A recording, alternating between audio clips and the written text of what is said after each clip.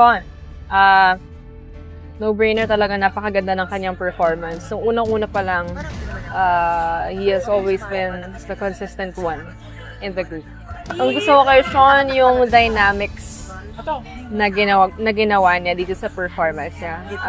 Kasi di lahat kayang ma-pull off yung ganitong klaseng emotion, performance. Pero at a very young age, talagang nagawa ni Sean. I love about Sean.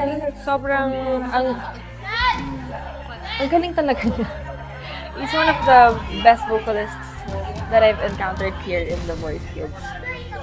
And yeah, every time na nagpo-perform siya, parang siya yung lagi kong hinahanap or like, lagi kong nilo-look forward kapag may performance siya.